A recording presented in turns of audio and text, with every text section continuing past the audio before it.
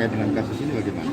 Ada perbedaan antara penyikapan hukum dengan penyikapan psikologi forensik terkait kualitas keterangan saksi. Kalau di dalam hukum misalnya, kesaksian mata atau keterangan saksi itu sangat penting. Salah satu alat bukti yang sangat diandalkan adalah keterangan saksi. Itu dari sudut pandang hukum.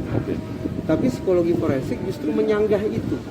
Sampai-sampai psikologi forensik menyimpulkan bahwa secara umum barang yang paling merusak proses sidang, barang yang paling merusak proses penegakan hukum, barang yang paling merusak pengungkapan kebenaran itu justru keterangan saksi.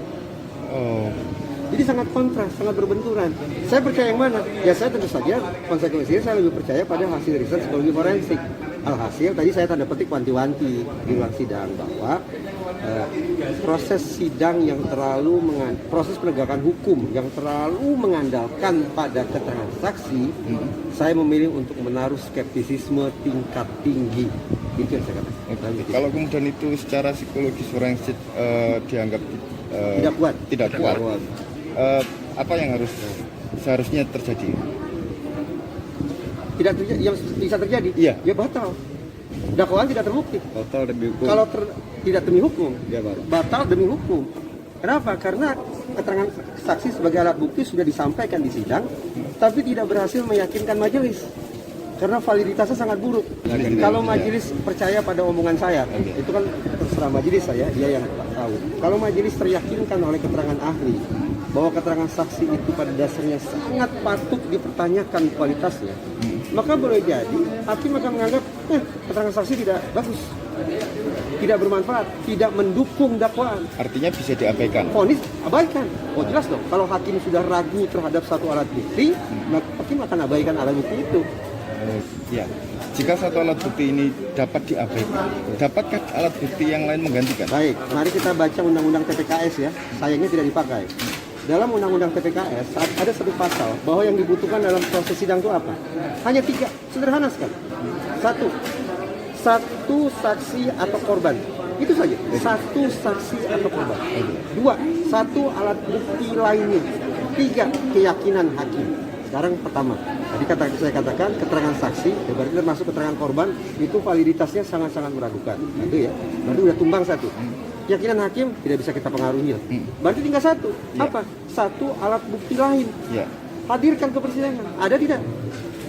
Bahwa sudah terjadi dakwaan itu, terjadi kejahatan seksual itu. Apa alat buktinya? Ada tidak? Kalau tidak ada, maaf kata.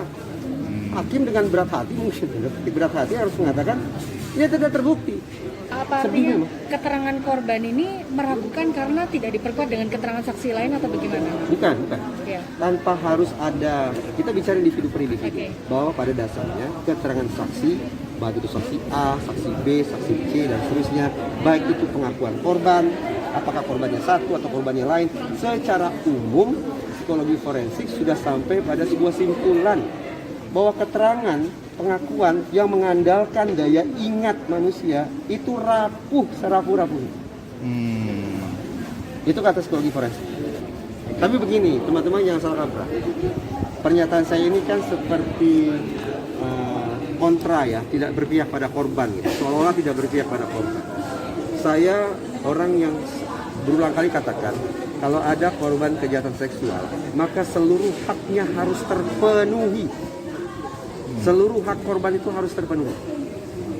Tapi agar dia bisa definitif punya status korban, tentu saja proses penegakan hukumnya harus benar.